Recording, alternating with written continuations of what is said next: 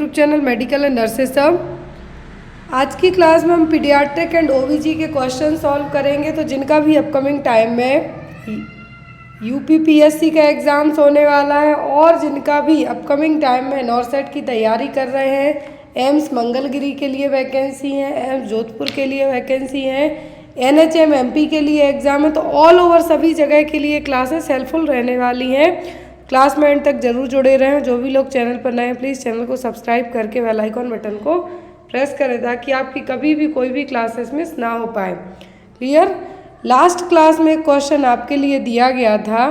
Question था आपको, if the uterus becomes bogie after 1 hour of delivery the initial response of the midwife would be.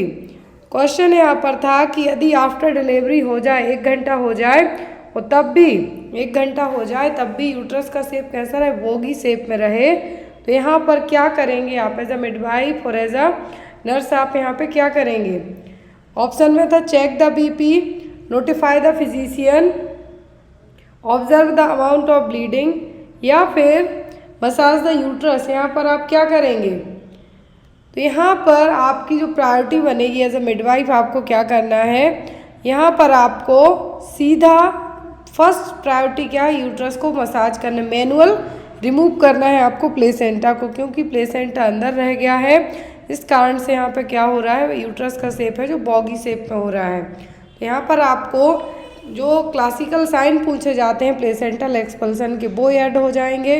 दूसरी चीज़, यदि आपको इस तरीके से क्वेश्चन है कि बोगी शेप यूट्रस रहे, जनरली 30 मिनट का टाइम दिया जाता है किसके लिए, आपकी बॉडी जो यूट्रस है बेबी के एक्सपल्सन होने के बाद, बेबी के बाहर आने के बाद विदिन 15 से 30 मिनट के अंदर प्लेसेंटा को बाहर है जो एक्सपल्सन कर देगी। क्यों, कॉन्ट्रैक्शन प्रॉपर आएंगे इसलिए।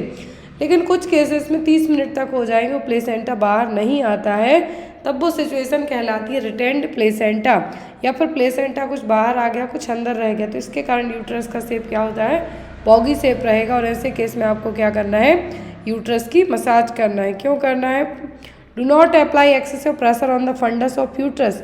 इसके कारण यूट्रस इन्वर्जन भी हो सकता है, आपको ज़्यादा प्रेशर भी नहीं लगाना है, बट आपको यहाँ पर यूट्रोटॉनिक्स जैसे कि ऑक्सीटोसिन ड्रग एडमिनिस्टर कर सकते हैं, कॉन्ट्रैक्शन प्रॉपर आए और जो प्लेसेंटा है वो बाहर आ जाए। लेकिन यहाँ पर आप एक मैनुअल मसाज ज़रूर कर सकते हैं ताकि जो प्लेसेंटा अंदर है, लेकिन वो मसाज कब करनी है, जब आपको यूट्रोटॉनिक्स ड्रग जैसे कि ऑक्सीटोसिन दे दें आप, तब ऑक्सीटोसिन देने के बाद कॉन्ट्रैक्शन भी आएंगे और आप मसाज भी करेंगे तो प्लेसेंटा इजीली बाहर आ जाएगा। क्लियर है। आज का फर्स्ट क्वेश्चन है आपको, विच of the following is not a component of Apgar score. तो यहाँ पर अपगार स्कोर का कंपोनेंट कौन सा नहीं है। Colour of the body, heart rate per minute, respiratory rate per minute या फिर मसल टोन। क्या है कंपोनेंट नहीं है किसका, अपगार स्कोर का। क्या है, अपगार स्कोर का कंपोनेंट कौन सा नहीं है। बॉडी का कलर चेक किया जाता है, हार्ट रेट चेक की जाती है, रेस्पिरेटरी एफर्ट्स चेक किए जाते हैं, मसल टोन चेक की जाती है। लेकिन यहाँ पर कहा है क्या, तो अपगार स्कोर में चेक नहीं करना। पहली चीज़, अपगार स्कोर दिया किसने था, वर्जीनिया अपगार ने। अकॉर्डिंग टू दैट आपको बॉडी का कलर चेक करना है। यहाँ पर अपगार इसका फुल फॉर्म ही आपको पता होगा तभी आप आंसर कर पाएंगे। A represent the appearance that means body का colour, skin colour. P represent the pulse that means heart rate और पल्स रेट। ग्राइमेसी मतलब रिफ्लेक्स इरिटेबिलिटी। फिर है एक्टिविटी टोन, मसल टोन क्या है बच्चे का, रेस्पिरेटरी एफर्ट। रेस्पिरेटरी एफर्ट में यहाँ पे particular respiratory rate per minute नहीं पूछा गया है, यहाँ पर कहा गया रेस्पिरेटरी एफर्ट। बच्चा यदि अच्छा खासा रोता है मतलब 2 पॉइंट दे देना है आपको, बहुत ही कम और स्लो रो रहा है जिसके कारण बच्चे को ब्रीथिंग प्रॉब्लम भी, इसलिए नहीं रोएगा। तो रेस्पिरेटरी रेट की बात नहीं की जा रही, रेस्पिरेटरी एफर्ट्स की बात की जा रही है। तो यहाँ पर आपका आंसर क्या आएगा, रेस्पिरेटरी रेट पर मिनट। यहाँ पर रेस्पिरेटरी एफर्ट्स कहेंगे तब आपका आंसर डिफरेंट होता, लेकिन रेस्पिरेटरी रेट पर मिनट कहा गया है तो आपका आंसर होगा respiratory rate per minute, just because यहाँ पर रेस्पिरेटरी एफर्ट्स पूछा गया है ना कि rate. Next one, commonly used shunting in hydrocephalus management. तो हाइड्रोसेफेलस को मैनेज करने के लिए कौन सा प्रोसीजर है जो यहाँ पर यूज़ किया जाएगा, वेंट्रिको आर्ट्रियल, वेंट्रिकुलो पेरिटोनियल, वेंट्रिकुलो पेरिकार्डियल या फिर वेंट्रिकुलो प्लूरल। तो कौन सा संटिंग है जो इस्तेमाल किया जाएगा हाइड्रोसेफेलस मैनेजमेंट के लिए? तो वो होगा आपका वीपी संटिंग। क्या होगा? VP shunting. जो वीपी संटिंग है हाइड्रोसेफेलस में यूज़ किया जाएगा। हाइड्रोसेफेलस में क्या होगा कि जो सीएसएफ है या तो इसका जो सीक्रेशन है वो प्रोडक्शन बहुत ज़्यादा हो जाए, ड्रेन ना हो पाए, या फिर एक जगह कुछ ऑब्स्ट्रक्शन के कारण सीएसएफ एक जगह इकट्ठा हो जाए। अब जो सीएसएफ इकट्ठा होगा तो आपका इंट्राक्रैनियल प्रेशर भी बढ़ेगा, आपके हेड की साइज भी बढ़ेगी। क्यों? क्योंकि फ्लूइड वहाँ पे एक्यूमुलेट होगा। तो इस फ्लूइड को बाहर निकालना है तो कुछ ना कुछ तो करना पड़ेगा। ड्रग ऑफ चॉइस पूछे फ्लूइड के लिए आईसीपी बढ़ा है, तब आपको कहना है क्या? मैनिटॉल। क्या कहना है? मैनिटॉल। यदि डीओसी पूछें तो क्या है? मैनिटॉल आपको कहना है। लेकिन यहाँ पर यदि पूछा जाता है आपसे कि सर्जिकल प्रोसीजर, तो सर्जिकल प्रोसीजर होगा वेंट्रिकुलो पेरिटोनियल सेंट। वीपी सेंटिंग के थ्रू जो एक्स्ट्रा फ्लूइड रहेगा उसको पेरिटोनियम आपके ब्रेन से निकाल के कहाँ पे लाया जाएगा? पेरिटोनियम में, यहाँ से बाहर ऐसे निकल जाएगा। तो यहाँ पर क्या यूज़ किया जाएगा? VP shunting. Next one, child who is receiving chemotherapy need to avoid. यदि किसी बच्चे को कीमोथेरेपी दी जा रही है तो उसको क्या अवॉइड करने के लिए एडवाइस किया जाएगा? ऑप्शन में physical activity, drinking hot water, avoided crowded place, reduce unnecessary stimuli in their environment. तो यदि किसी बच्चे को कीमोथेरेपी दी जा रही है तो यहाँ पर क्या करने के लिए, अवॉइड करने के लिए कहा जाएगा कि आपको ये काम नहीं करना है? तो वो होगा बच्चे का भीड़ वाले एरिया में जाने से मना करना। जस्ट बिकॉज कीमोथेरेपी में जो आपकी कैंसर सेल्स हैं वो तो जाएंगी ही जाएंगी, लेकिन जो आपकी इम्यूनिटी वाली सेल्स हैं वो भी खत्म हो जाएंगी, जिसके कारण यदि बच्चा भीड़ भाड़ वाले प्लेस पे गया तो उसकी इम्यूनिटी ऑलरेडी वीक हो चुकी है और उसको सेकेंडरी इन्फेक्शन होने के चांसेस बढ़ जाएंगे। तो ऐसे केस में क्या कहा जाएगा कि बच्चे को यदि कीमोथेरेपी हुई है तो यहाँ पर उसको भीड़ भाड़ वाले प्लेस पे ना लेके जाएं। तो आंसर आपका क्या होगा? अवॉइडेड क्राउडेड प्लेस, ताकि बच्चे को आप सेकेंडरी इन्फेक्शन से प्रिवेंट कर सकें। Next is during starting of research the things that are believed by researcher to be true are known as.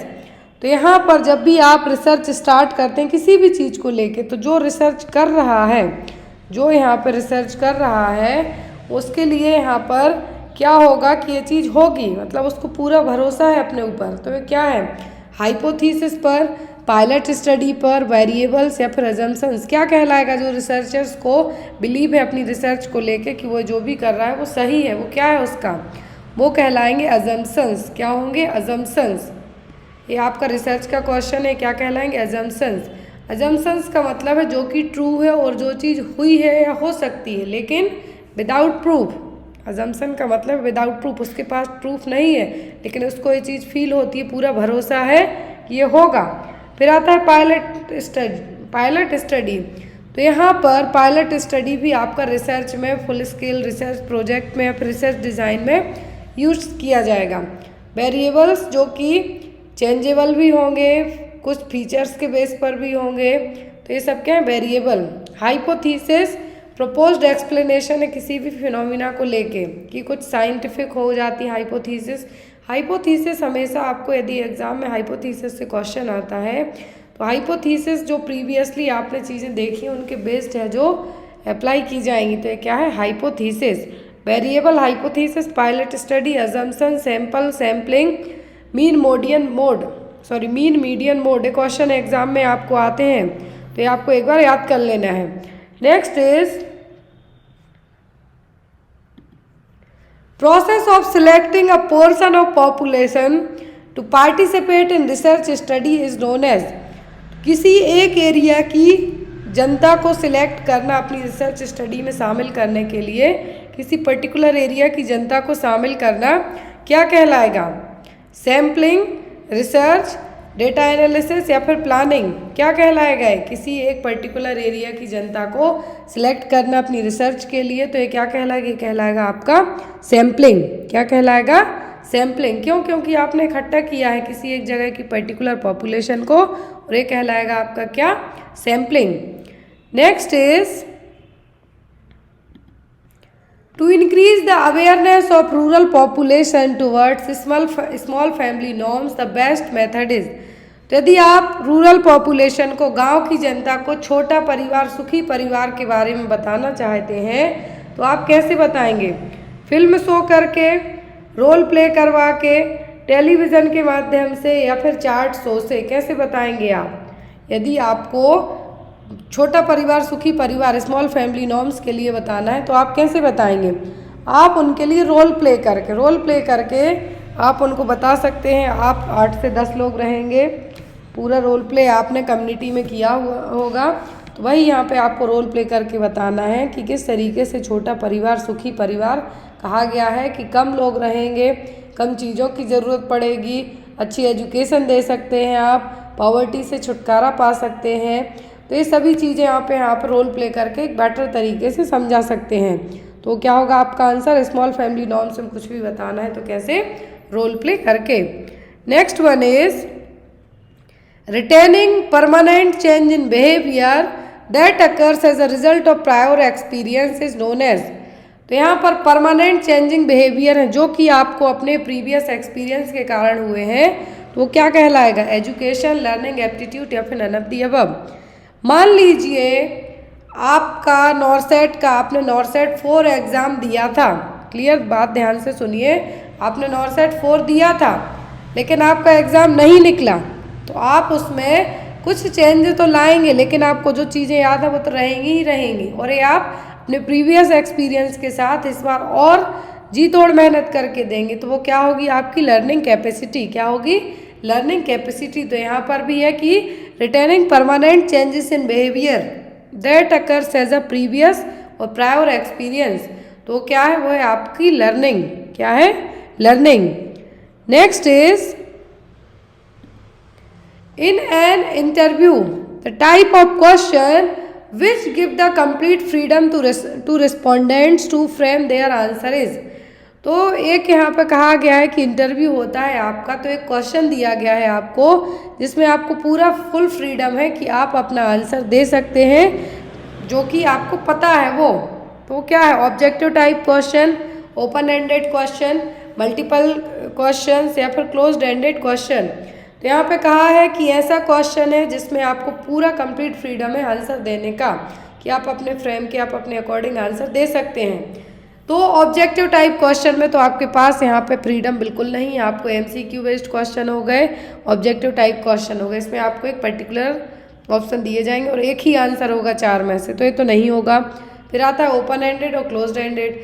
Close ended में भी एक आपका पर्टिकुलर ड्यूरेशन होगा, पर्टिकुलर एरिया होगा, पर्टिकुलर आइटम्स में से आपको बताना होगा, तो ये तो क्लोज एंडेड भी नहीं है। अब यहाँ पे क्योंकि बात की गई है फ्रीडम की, तो ये क्या है? Open ended question. क्या है? Open ended question. Open ended question is a question that can not be answered with yes और नो। तो यदि आपको पूछा आपने खाना खाया, हाँ या ना में जवाब दीजिए, तो वो आपका क्लोज एंडेड रहेगा, यहाँ पे आपका ओपन एंडेड नहीं होगा। तो ओपन एंडेड क्वेश्चन कभी भी हाँ या ना में जवाब नहीं दिए जाते। यहाँ पर एक स्टैटिक रिस्पॉन्स होता है, मतलब पर्टिकुलर आप किसी चीज़ के ऊपर पैसेज के, तो जो आपको अनसीन पैसेज लिखने दे दिया जाए तो इस तरीके से बढ़ा चढ़ा के आप बता सकते हैं, तो क्या है? Open ended question. Next one is who is the first nurse researcher. तो पहली नर्स रिसर्चर कौन थी? Martha Rogers, Florence Nightingale, Joseph या फिर ऑल। तो पहली नर्स रिसर्चर थी कौन? Florence Nightingale. 12 मई को जिनका जन्मदिन होता है उसी दिन हम इंटरनेशनल नर्सेज डे के तौर पे सेलिब्रेट भी करते हैं। फर्स्ट नर्स रिसर्चर कौन थी? Florence Nightingale. Next is relationship between weight in kilograms and height in centimetre can be showed in. तो यदि आपको हाइट किस में बताना है? सेंटीमीटर में, और वेट को केजी में, क्या यूज़ करेंगे आप? हिस्टोग्राम, बारग्राम, स्केलेटल प्लॉट या फिर पाई चार्ट। यहाँ पे इमेज भी दे रखी है मैंने ताकि आपको एक हिंट हो जाए कि ये किस चार्ट के थ्रू आप प्रॉपर बता सकते हैं। हाइट और वेट दिया गया है तो आपको एक रिलेशनशिप बताना है, तो ये आप बता सकते हैं किसके साथ? स्कैटर्ड प्लॉट के साथ में। किसके साथ? स्कैटर्ड प्लॉट के साथ में। Next one, What name did Freud give his model of development which comprised ID, ego and superego?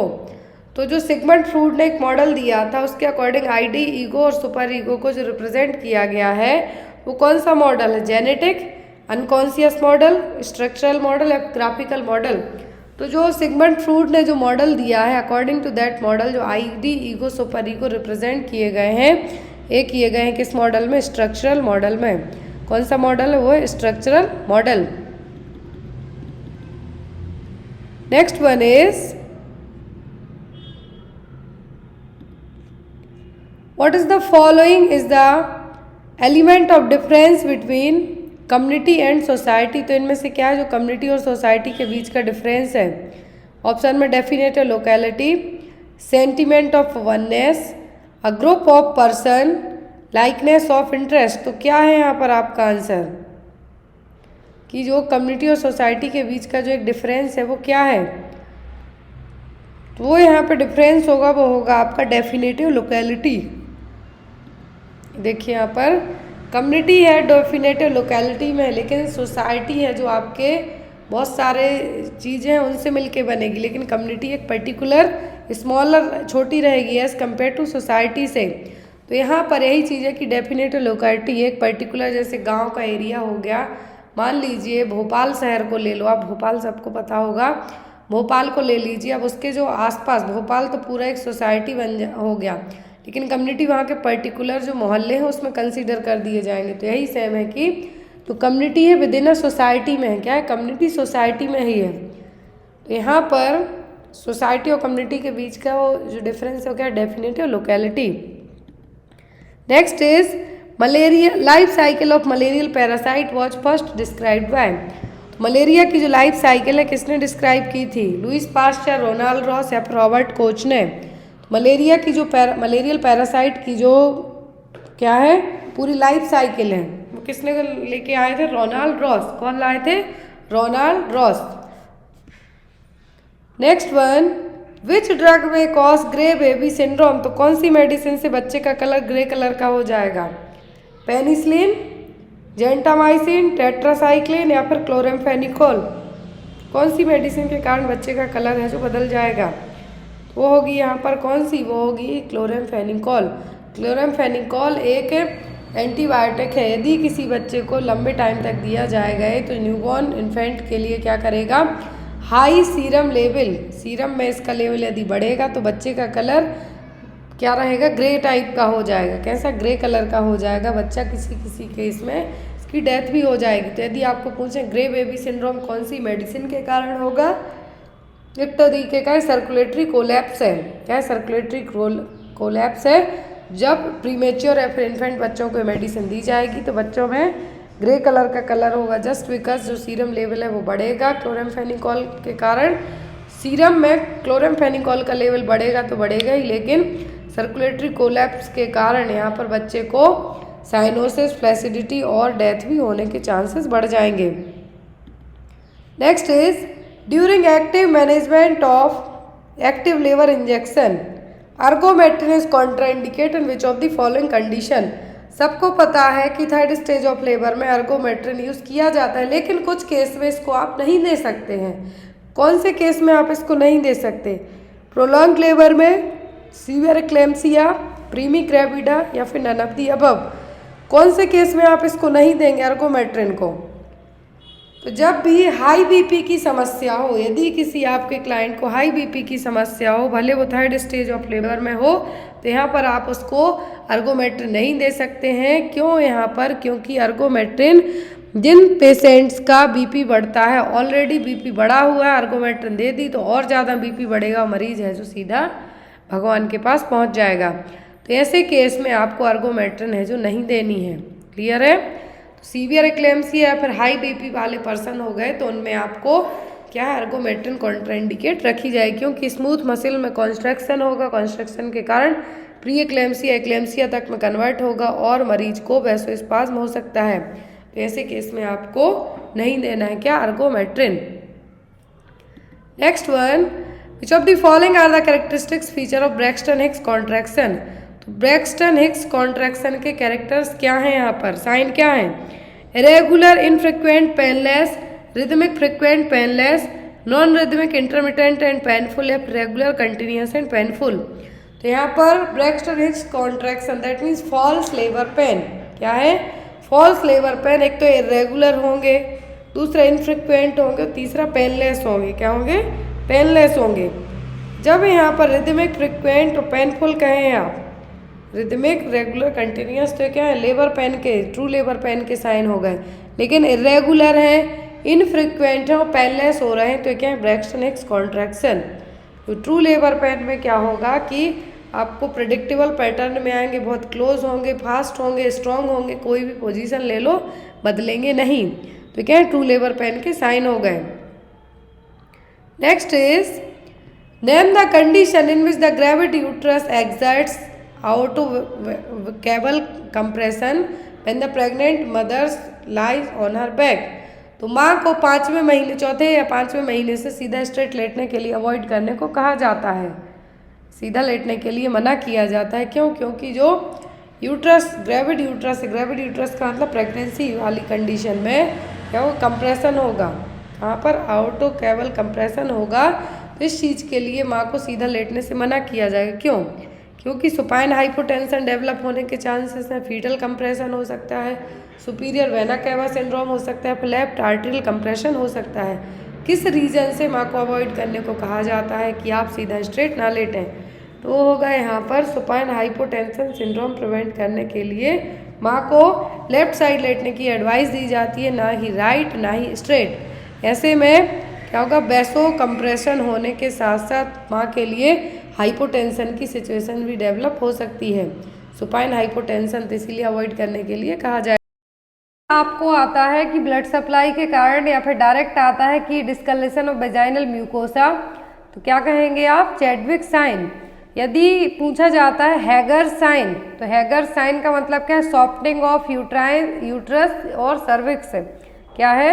Softening आता है, तब क्या कहना है? Hegar sign. यदि कलर चेंज आता है तब क्या कहना है? Chadwick sign. गॉडेल साइन का मतलब है cyanosis of the cervix, softening and cyanosis of the cervix, जो कि 4 वीक्स के बाद ही आपको देखने को मिलेगी। तो क्या है? गॉडेल्स।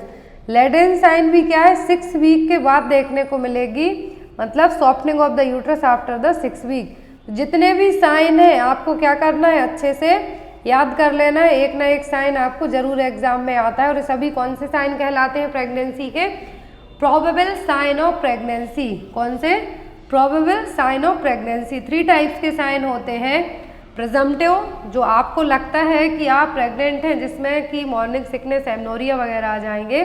दूसरे आते हैं प्रोबेबल, जो कि एग्जामिनर चेक करेगा और आपको बताएगा। और लास्ट आते हैं पॉजिटिव, जिसमें यूएसजी में आप देखेंगे फीटस प्रेजेंट है। एंड मेन यही साइन होता है। एफएचआर आपको सुनाई देगी। ये सब क्या होंगे? Positive sign. Next one is vaginal spotting और bleeding between menses is called. Periods के बीच में जो ब्लीडिंग होगी, वेजाइनल स्पॉटिंग होगी, मतलब कंटिन्यू पीरियड्स नहीं होंगे लेकिन बीच बीच में ब्लीडिंग हो जाएगी, तो उसको हम क्या कहेंगे? Pre menstrual syndrome, that means PMS, menorrhagia, metrorrhagia या फिर डिसमेनोरिया। तो ये सभी क्या है? एबनॉर्मलिटीज़ हैं जो कि पीरियड्स के बीच में देखने को मिलेंगी। तो ये क्या कहलाएगा? ये कहलाएगा मेट्रोरेजिया। क्या कहलाएगा? मेट्रोरेजिया। अब जो मेंस्ट्रुअल साइकिल के बीच में जो ब्लीडिंग होगी या फिर हैवी ब्लीडिंग होगी, तो उसके लिए भी जो टर्मिनोलॉजी और वेजाइनल ब्लीडिंग होना कब? पीरियड्स के बीच में, तो क्या है? मेट्रोरेजिया। अब यहाँ पर ये टर्मिनोलॉजी देखिए। एमनोरिया, एमनोरिया का मतलब होगा एब्सेंस ऑफ मेंस्ट्रुएशन। लेकिन ये 2 टाइप के होते हैं, एग्जाम में आते हैं, स्पेशली फर्टिलिटी को लेके आते हैं। तो एमनोरिया प्राइमरी कब कहा जाता है? जब absence of menarche by age 16 in the presence of normal pubertal development. तो जनरली जो पीरियड्स 16 साल की एज तक भी ना आना, जो कि क्या कहलाती है? मेनार्ची कहलाती है। फर्स्ट पीरियड्स आना कहलाएंगे। वो नहीं आना तो वो क्या कहलाते हैं? प्राइमरी। सेकेंडरी का मतलब होगा कि मेंस्ट्रुअल साइकिल आपकी पहले कंटिन्यू रही है, लेकिन लास्ट 3 टाइम से या फिर 6 मंथ से आपके पीरियड्स स्टॉप हैं, जैसे कि प्रेगनेंसी में देखने को मिलेगा, वो सेकेंडरी एमनोरिया होगा। लेकिन जिसके कभी भी पीरियड्स ही ना आए हो 16 ईयर एज तक, तो क्या कहलाएगा, प्राइमरी। दूसरा आता है मेनोरेजिया। मेनोरेजिया का मतलब होगा normal interval with excessive flow, जो कि साइकिल कितने दिन की होगी, मोर देन 8 डेज की। जैसे आपकी नॉर्मल मेंस्ट्रुअल साइकिल है वो रहेगी, लेकिन आपके 28 दिन में पीरियड्स आते हैं, 28 दिन में आएंगे, लेकिन जो 5 दिन का ड्यूरेशन होता है पीरियड्स का, उसकी जगह ये जो मेंस्ट्रुअल साइकिल होगी कितने दिन की होगी। का मतलब क्या है कि जो नॉर्मल पीरियड्स हैं 28 दिन या फिर 30 दिन की आपकी जो मेंस्ट्रुअल साइकिल है, तो उसी में लेकिन क्या होगा, फ्लो है जो बहुत ज़्यादा होगा, मोर देन 80 ml से ज़्यादा भी हो सकता है, और 8 दिन तक चलेगी यार। जो आपका जो फ्लो, जो मेंस्ट्रुएशन पीरियड्स के जो 5 डे होते हैं, वो मेनोरेजिया में कितने रहेंगे, 8 दिन तक। और जो मेट्रोरेजिया है, metrorrhagia that means irregular intervals with excessive flow, ये और ज़्यादा डेंजरस है। इसमें जो इंटरवल पीरियड है, जो आपकी 28 दिन की मेंस्ट्रुएशन साइकिल हो सकता है 15 डेज में, हर महीने के 2 बार तक आपके पीरियड्स आए, और जो फ्लो होगा ब्लड का वो कैसा होगा, ज़्यादा होगा। फिर आता है ओलिगोमेनोरिया। तो जहाँ पर भी वर्ड ओलिगो जुड़ जाता है दैट मीन्स क्या है, कमी हो रही है कुछ भी। तो यहाँ पर क्या, menstruation occurring more than every 35 days to 6 month. तो जब मेंस्ट्रुएशन 35 दिन या फिर 6 महीने तक का जो गैप ले ले एक साइकिल है, वो क्या कहलाई, ओलिगोमेनोरिया। आई होप आपको पूरे मेंस्ट्रुअल साइकिल को लेके, मेंस्ट्रुएशन को लेके जो एबनॉर्मलिटीज है वो क्लियर हो। नेक्स्ट है यहाँ पर most important question, when did Janani Shishu Suraksha कार्यक्रम स्टार्टेड इन इंडिया। क्वेश्चन है यहाँ पर JSS के, जननी शिशु सुरक्षा कार्यक्रम, जननी शिशु सुरक्षा कार्यक्रम लाया गया था स्पेशली न्यूनेटल मोर्टेलिटी रेट को कम करने के लिए। ऑप्शन में 2008, 2011, 2014 या फिर 2018। तो जननी शिशु सुरक्षा कार्यक्रम है इंडिया में कब स्टार्ट किया गया था, 2011 में। अब जो जननी शिशु सुरक्षा कार्यक्रम है 1 जून 2011 को हरियाणा के मेवात जिले से स्टार्ट किया गया था। इसका जो मेन एम रखा गया था, मोस्ट इम्पॉर्टेंट थिंग, वो क्या था कि जो elimination of pocket expensive for pregnant mother और सिक न्यूनेट। तो यहाँ पर क्या है, पॉकेट एक्सपेंसेस को भी फ्री करना, या तो हम ये कह सकते फ्री डिलीवरीज के साथ साथ यहाँ पर जो प्रेग्नेंट वुमेन है, सिक न्यूनेट है, उनको ट्रीट करवाना। तो यहाँ पर जो मेन एम था इसका JSSK का, वो क्या था कि जो भी न्यूनेटल और जो सिक न्यूनेट है उनकी केयर के साथ साथ उस मॉर्टेलिटी को भी कम करना। मॉर्टेलिटी का मतलब डेथ रेट को भी कम करना। Next one is as per Indian public health standard IPHS। Exam में क्वेश्चन आता है IPHS का फुल फॉर्म, तो क्या है, Indian public health standards. First antenatal visit should be done at. तो इंडियन पब्लिक हेल्थ स्टैंडर्ड के अकॉर्डिंग पहली एंटीनेटल विजिट है कब करवानी चाहिए, 2 week of gestation, within 12 week of gestation, within 14 weeks of gestation, या फिर विदिन 20 वीक्स ऑफ जेस्टेशन। तो as per Indian public health standard के IPHS के जो पहली एंटीनेटल विजिट है कब करवाना चाहिए, within first 12 week of gestation. और टोटल यदि पूछी जाती है तो कितने बार होना चाहिए, 4 बार। टोटल पूछते हैं तो 4, और फर्स्ट एंटीनेटल विजिट पूछते हैं तो 12 week of gestation. Next one is how many weeks post delivery is called puerperium period. तो डिलीवरी के बाद का कितने टाइम का पीरियड है जो परपीरियम पीरियड कहलाएगा। ऑप्शन में 4 वीक, 6 वीक, 8 वीक्स या फिर 10 वीक्स। आपको लगता होगा इतने इजी क्वेश्चन नहीं आते हैं, लेकिन एग्जाम में ये क्वेश्चंस भी आते हैं, इसलिए इनको यहाँ पे ऐड किया गया है। तो परपीरियम पीरियड है जो कितना माना जाता है, 6 वीक तक। जो परपीरियम पीरियड में क्या होगा, पोस्ट प्रेगनेंसी के बाद जो रिप्रोडक्टिव ऑर्गन्स हैं और अदर ऑर्गन्स हैं वो क्या होंगे, नॉन प्रेग्नेंट स्टेट में रिवर्ट होंगे, वापस होंगे। तो यदि इन्वोल्यूशन पूछा जाता है तो इन्वोल्यूशन और सब इन्वोल्यूशन दोनों कब होते हैं, परपीरियम पीरियड में ही। Next one is most common method of sterilization practised in India.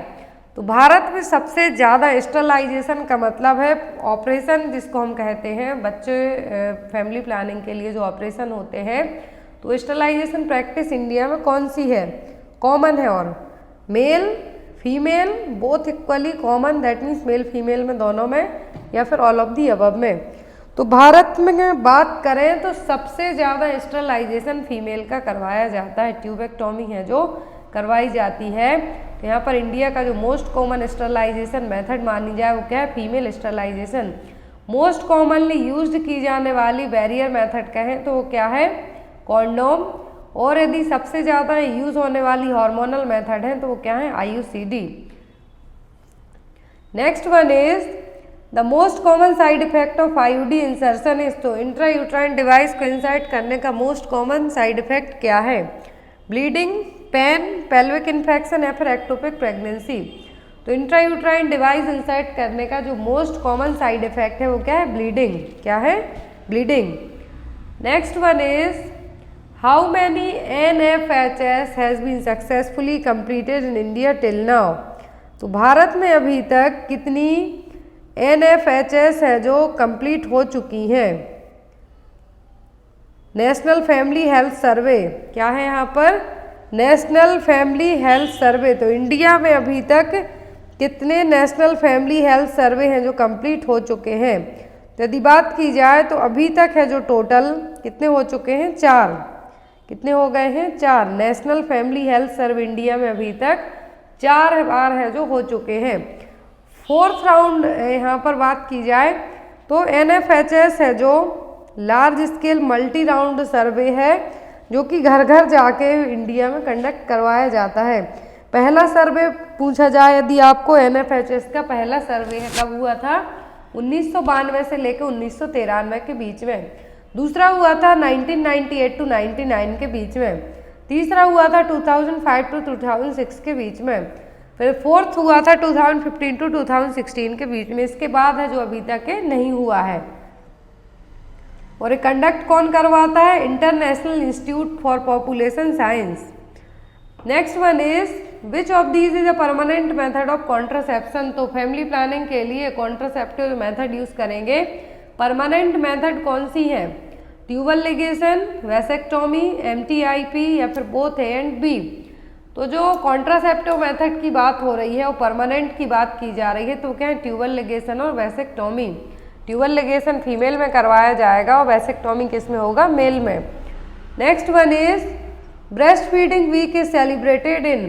तो हम ब्रेस्ट फीडिंग वीक है जो कब मनाते हैं, first week of July, first week of August, first week of September या फिर फर्स्ट वीक ऑफ नवंबर। तो हम हर साल है जो ब्रेस्ट फीडिंग वीक क्या है, स्तनपान सप्ताह है जो हम कब मनाते हैं, अगस्त का पहला हफ्ता, अगस्त का फर्स्ट वीक है जो हम किसके तौर पर मनाते हैं, breast feeding week. Immediate treatment of injection of poisonous substance subject is. तो यदि किसी ने जहर खा लिया, जहर पी लिया, मान लीजिए गांव में मेनली जो जहर खाते हैं तो कीटनाशक होते हैं, पेस्टिसाइड्स होते हैं जो खेतों में छिड़के जाते हैं, या फिर सेल्फास खाते हैं। यदि किसी ने पॉइजन सब्सटेंस इंजेस्ट कर लिया, सबसे पहले आप क्या करेंगे, induce the vomiting, administer the डायोरेसिस, gastric levers या फिर गैस्ट्रिक गैबर्स, क्या करवाएंगे आप सबसे पहले। तो यहाँ पर जो सबसे पहले करवाएंगे वो होगा गैस्ट्रिक लेवर्स। क्या होगा, गैस्ट्रिक लेवर्स। गैस्ट्रिक लेवर्स का मतलब है पूरे जो स्टमक है उसको क्या करवाना, खाली करवाना। और गैबर्स का मतलब क्या है, खाना खिलाना। तो दोनों टर्म में आई होप आपको क्लियर हो। प्रोसीजर है, सब्सटेंस खा लिया तो क्या करेंगे हम, गैस्ट्रिक लेवर्स। यहाँ पर 2 ऑप्शन है, गैवेज और लेवेज, तो इन दोनों को क्लियर करते हैं हम। लेवेज का मतलब होगा washing out of stomach to remove poisonous substance और अदर इरिटेटिंग सब्सटेंस। तो यदि गैस बन रही हो या फिर कुछ पॉइजनिंग सब्सटेंस खाया हो तो क्या करना है, हमें स्टमक को वॉश करना है पूरा। गैवेज का मतलब है प्रोवाइडिंग द नरिशमेंट। जो पेशेंट खाने पीने में अनेबल हैं, अनकॉन्शियस पेशेंट हैं, वीक पेशेंट हैं, डिफिब्रिलेशन पर हैं या फिर ईसोफेगस में कुछ ऑब्स्ट्रक्शन है, तो डायरेक्ट उनके स्टमक में फीडिंग ट्यूब के थ्रू क्या करवाया जाएगा, नरिशमेंट न्यूट्रिशन भेजा जाएगा, वो क्या है, गैवेज। लेवेज का मतलब उसी फीडिंग ट्यूब से स्टमक को वॉश आउट किया जाएगा कोई सब्सटेंस है तो यहाँ पर वही, यदि कुछ किसी ने जहर खा लिया तो हम सबसे पहले क्या करेंगे, gastric lavage. Next one is the hormone that is injected to pregnant women at the time of delivery. Delivery के टाइम पर कौन सा हार्मोन है जो दिया जाता है? वैसोप्रेसिन, ऑक्सीटोसिन, एंड्रोजन या फिर एस्ट्रोजन। यहाँ पर आंसर बताइए कि कौन सा हार्मोन प्रेग्नेंट लेडी को दिया जाता है डिलीवरी के टाइम पर। तो लेबर पेन को स्ट्रॉन्ग और कंटिन्यूस लाने के लिए कौन सा हार्मोन रिस्पॉन्सिबल होगा यूट्राइन कॉन्ट्रैक्शन के लिए? तो वो होता है ऑक्सीटोसिन। कौन सा होता है? Oxytocin. Oxytocin hormone milk ejection के लिए हेल्पफुल होता है एंड इसमें यदि हम बात करें तो यूट्राइन कॉन्ट्रैक्शन में भी हेल्प करता है और जो पीपीएच पोस्टमार्टम हेमरेज की कंडीशन होती है उसको ट्रीट करने में भी ये हेल्प करता है। तो ऑक्सीटोसिन के फंक्शन एग्जाम में आपको आते हैं या फिर एक्ट आएगा कि ये क्या काम करेगा, एक्सेप्ट करके क्वेश्चन आता है तो आपको hormones are transported to all parts of the body through the. जो हार्मोन है पूरी बॉडी में किसके थ्रू ट्रांसपोर्ट होंगे, मतलब बॉडी में सर्कुलेट होंगे हार्मोन? नर्व के थ्रू, ब्लड के थ्रू, लिम्फ के थ्रू या फिर मसल्स के थ्रू? जो हार्मोन्स का पूरी बॉडी में ट्रांसपोर्टेशन होगा किसके थ्रू होगा? ब्लड के थ्रू।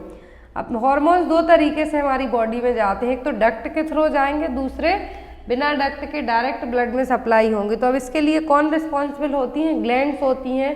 एक होती है डक्टलेस ग्लैंड और कुछ होती है डक्ट ग्लैंड और कुछ होती है मिक्स्ड ग्लैंड। तो तीनों टाइप की ग्लैंड्स के थ्रू क्या होते हैं? हार्मोन्स हमारी बॉडी में सर्कुलेट होते हैं। तो यहाँ पर हार्मोन का ट्रांसपोर्टेशन हमारी बॉडी में कहाँ कैसे होगा? ब्लड के through. Next one is cortisone is used as an effective anti inflammatory drug in the treatment of. Exam में क्वेश्चन आज आया था कॉर्टिसोल को लेकर भी। तो यदि कॉर्टिसोन यहाँ पर यूज़ किया जा रहा है जो कि एक एंटी इन्फ्लामेटरी ड्रग के तौर पर यूज़ किया जा रहा है कॉर्टिसोन को, तो यहाँ पर किसके लिए ट्रीट करने के लिए यूज़ किया जाएगा? हाई बीपी को, आर्ट्रियोस्क्लेरोसिस के लिए, अर्थराइटिस के लिए या फिर डायबिटीज़ के लिए? तो यहाँ पर जो कॉर्टिसोन है किसके लिए यूज़ किया जाएगा? अर्थराइटिस के लिए। किसके लिए? अर्थराइटिस के लिए। यदि कॉर्टिसोल की डेफिशिएंसी पूछें तो क्या? Edison's disease. एग्जाम में आज पूछी गई थी, सॉरी कल जो पेपर हुआ था उसमें पूछी गई थी एडिसन्स डिसीज। तो किसकी कमी के कारण होती? कॉर्टिसोल की कमी के कारण। लेकिन कॉर्टिसोन जो एक एंटी इन्फ्लामेटरी ड्रग के तौर पर काम करेगा तो किसको ट्रीट करने में यूज़ होगा? अर्थराइटिस, जो जॉइंट पेन होगा तो उसको ट्रीट करने के लिए यूज़ किया जाएगा। Next one is deficiency of thyroxine in adults lead to a condition called. दो तरीके की कंडीशन होती हैं, एक में थायरॉक्सिन का लेवल बढ़ जाता है और दूसरे में कमी हो जाती है। यदि थायरॉक्सिन की कमी के कारण कौन सी डिसीज होगी? टिटेनी, क्रेटिनिज्म, मिक्सडीमा या फिर ग्रेव्स डिसीज? तो कौन सी डिसीज होगी किसके कारण? थायरॉक्सिन की कमी के कारण। तो थायरॉक्सिन की कमी के कारण जो डिसीज होगी वो कौन सी होगी? यहाँ पर आप मार्क कीजिए आंसर को। तो वो होगी यहाँ पर मिक्सडीमा। कौन सी होगी? मिक्सडीमा। यदि डेफिशिएंसी कहते हैं तो मिक्सडीमा, यदि ओवर एक्ट होता है या फिर ज़्यादा होता है तो वो क्या कहलाएगा? Graves disease. कमिंग के कारण पूछें तो मिक्सडीमा, हाई के कारण पूछें तो Graves disease. Next one is which of the following is not a type of wound. तो इनमें से कौन सा है जो घाव का प्रकार नहीं है, घाव का टाइप नहीं है? अल्सर, कंट्यूजन, पंचर या फिर लैसरेशन? टाइप ऑफ वुंड नहीं है वो क्या है? अल्सर। यहाँ पर कंट्यूजन का मतलब होगा ब्रशिंग, जो कि डायरेक्ट ब्लो होगा बॉडी पर और डैमेज कर सकता है सरफेस ऑफ स्किन और डीप टिश्यू को, क्या है? कंट्यूजन। दूसरा आता है लैसरेशन, जिसमें कंटामिनेटेड ब्लड कंटामिनेशन जो बैक्टीरिया डेब्रिस के थ्रू रहेगा, लेकिन ये जनरली किसी कट के थ्रू होगा लैसरेशन। आप गिरते हैं तो आपके जो घुटने वगैरह छिल जाते हैं वो क्या कहलाता है? लैसरेशन। कंट्यूजन का मतलब होगा कि कुछ डीप टिश्यू में इंजरी होना। पंचर का मतलब होगा निडल के थ्रू की बॉडी में इंसर्ट करना। Next one is which method is used to sterile the surgical dressing. तो सर्जिकल ड्रेसिंग को स्टेराइल करने के लिए कौन सी मेथड बेस्ट है? Dry heat sterilization, pasteurization, autoclaving या फिर बॉइलिंग? तो अब इनमें से क्वेश्चन आपके बहुत ही अच्छे क्वेश्चन बनते हैं। तो यदि सर्जिकल ड्रेसिंग की बात करें तो बेस्ट मेथड है ऑटोक्लेविंग। बॉडी पार्ट को डिस्कार्ड करने की बात करें तो इंसिनरेशन, जिसमें ओनली बॉडी पार्ट यूज़ किए जाते हैं, डिस्कार्ड जला दिए जाते हैं डायरेक्ट। और यदि ब्लड स्प्लेज के लिए जब हमें पता नहीं है कौन सा बैक्टीरिया वायरस है, तो वो क्या है, सोडियम हाइपोक्लोराइड। ओटी को स्टरलाइज करने की बात करें तो फ्यूमिगेशन। यहाँ पर एक बेसिक टर्मिनोलॉजी है, आपको क्लियर रखना है। यदि बेस्ट मेथड पूछे सर्जिकल ड्रेसिंग के लिए या फिर स्टरलाइजेशन के लिए इंस्ट्रूमेंट के, तो क्या है, ऑटोक्लेविंग। ऑटोक्लेविंग का किस जो टेक्निक है किस पर काम करता है, मॉइस्ट हीट स्टरलाइजेशन टेक्निक पर काम करता है। Next is the recommended daily energy intake of an adult pregnant women with heavy work is. तो यदि कोई फीमेल बहुत ज़्यादा हैवी वर्क करती है, प्रेग्नेंट है, तो उसको डेली कितनी एनर्जी की ज़रूरत होगी, 2100 kilo calorie, 2500 kilo calorie, 3200 kilo calorie या फिर 2900 किलो कैलोरी। तो अब यहाँ पर बात की जा रही है, लेडी प्रेग्नेंट है, हैवी वर्किंग है, तो कितनी कैलोरीज देंगे हम, 3200 किलो कैलोरीज। यदि एग्जाम में क्वेश्चन आता है कि फर्स्ट ट्राइमेस्टर में कितनी कैलोरी देंगे, तो 0, एक्स्ट्रा कुछ भी कैलोरी की ज़रूरत नहीं होगी। लेकिन यदि फीमेल प्रेगनेंसी में सेकेंड ट्राइमेस्टर की बात करें, थर्ड ट्राइमेस्टर की बात करें, तब एक्स्ट्रा कैलोरी की ज़रूरत पड़ेगी। तो 300 कैलोरीज की ज़रूरत पड़ती है प्रेगनेंसी में। लेकिन लैक्टेशन में पूछें तो 500, कितना, 500। लेकिन यदि हैवी वर्क में पूछें, नॉर्मल जो कैलोरीज आप ले रहे हैं उतनी ही की कितना लेना है आपको, और आप यदि हैवी वर्क करते हैं तो कितनी लेनी है, और ज़्यादा आपको कैलोरीज इंक्लूड करना है। तो यदि आपने कितनी ली, नॉर्मली ली, सेडेंट्री लाइफ स्टाइल है आपकी, तो 1875 टोटल लेना है। यदि आप हैवी वर्क हैं तो 2925 लेना है, और उसमें 300 कैलोरी और ऐड कर देंगे आप, तो कितना हो जाएगा, 3200 किलो कैलोरीज। जिसमें यदि पूछें प्रेगनेंसी में, तो प्रेगनेंसी में यदि प्रोटीन की बात करें तो 15 ग्राम, फैट की बात करें तो 30 ग्राम, और यहाँ पर कैल्शियम की बात करें तो 1000। एक क्वेश्चन एग्जाम में आता है प्रेगनेंसी और लैक्टेशन में कैल्शियम कितना दिया जाता है, 1000।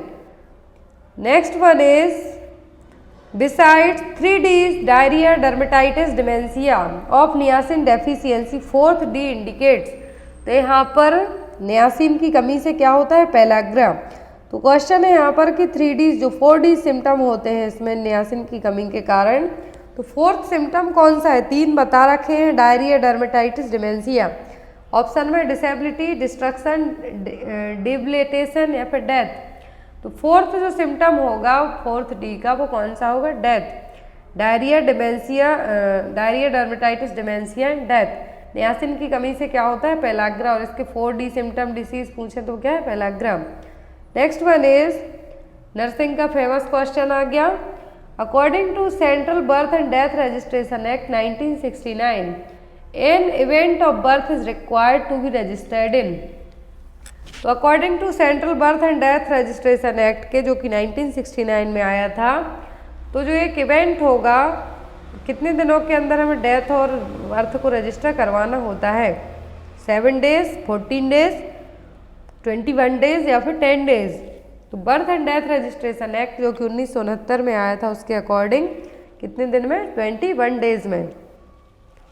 Next one is in dots streptomycin is given by which route. तो डॉट्स थेरेपी में है जो स्ट्रेप्टोमाइसिन दी जाती है, किस रूट से दी जाती है, IM, ओरल, IV या फिर SC। तो स्ट्रेप्टोमाइसिन दी जाती है इंट्रामस्कुलर रूट से। यहाँ पर आपको डॉट्स रेजिमेन में कैटेगरी फर्स्ट, सेकंड कैटेगरी, और जो कैटेगरी के बॉक्स हैं, मतलब यदि जो मेडिसिन आ रही है तो एक बॉक्स में आ रही, कौन सा कलर कोड यूज़ किया जाएगा, कितने ड्यूरेशन के लिए दी जाएंगी, कितने बार टेस्ट किया जाएगा। तो डॉट्स में स्ट्रेप्टोमाइसिन दी जाती है इंट्रामस्कुलर रूट्स के थ्रू। डॉट्स थेरेपी है जो यूज़ की जाती है TB के पेशेंट में। तो इसमें MDT क्यों यूज़ किया है, मल्टी ड्रग ट्रीटमेंट क्यों यूज़ किया जाता है, ड्रग की रेसिस्टेंसी के लिए। अब यहाँ पर जो डॉट्स रेजिमेन होता है, इसकी कैटेगरी होती है फर्स्ट, सेकेंड। कैटेगरी फर्स्ट में जो ड्यूरेशन होता है, मतलब जो मेडिसिन दी जाएंगी फर्स्ट कैटेगरी के TB के पेशेंट को, कितने टाइम तक के लिए, 6 महीने के लिए। कैटेगरी सेकंड वाला होगा तो 8 महीने के लिए। यहाँ पर जो कलर कोड की बात की जाए तो डॉट्स रेजिमेन में कलर कोड कैटेगरी फर्स्ट में रेड यूज़ होगा, कैटेगरी सेकंड में ब्लू। यहाँ पर इनके यदि एग्जाम में आता है आपको, तो यहाँ पर new sputum smear positive, new sputum smear negative, new extra pulmonary और न्यू अदर से किस में आएंगे, फर्स्ट कैटेगरी में, जो कि ड्यूरेशन 6 महीने का होगा। और जो मेडिसिन इसमें दी जाती हैं वो सभी है जो कंबाइंड मेडिसिन है जो यूज़ की जाती हैं। Next one is maternal mortality is expressed in terms of, तो मैटरनल मॉर्टेलिटी किस टर्म्स में एक्सप्रेस की जाएगी, पर 1000, पर 10,000, पर 1 लाख या फिर पर 10। तो मैटरनल मॉर्टेलिटी एक्सप्रेस की जाती है पर 1 लाख में। The death of women while pregnant और within 42 days after the pregnancy और टर्मिनेशन ऑफ प्रेगनेंसी, कुछ भी रीजन हो लेकिन प्रेगनेंसी कंसीव करने से लेकर डिलीवरी होने के 42 दिनों के अंदर तक यदि जो डेथ होती है मैटरनल मॉर्टेलिटी में आएगी। यदि यहाँ पर जो टर्म्स पूछा है एक्सप्रेस करने का वो कितना है, पर 1 लाख।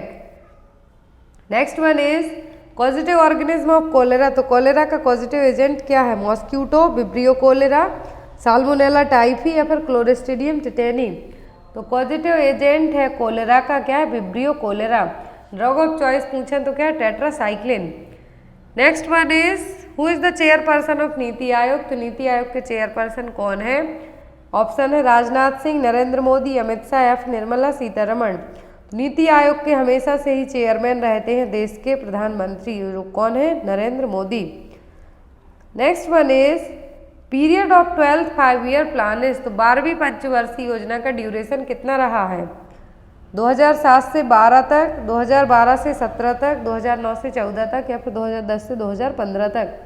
तो जो 12th 5-year प्लान थी ये लास्ट पंचवर्षीय योजना थी, इसके बाद कोई भी 5-year प्लान नहीं आए हैं, तो वो थी 2017 तक, 2012 से 2017 तक। इसके बाद नीति आयोग आ गया था, लेकिन इसके है जो फर्स्ट, सेकंड, थर्ड के बाद भी 3 एनुअल प्लान्स रहे हैं।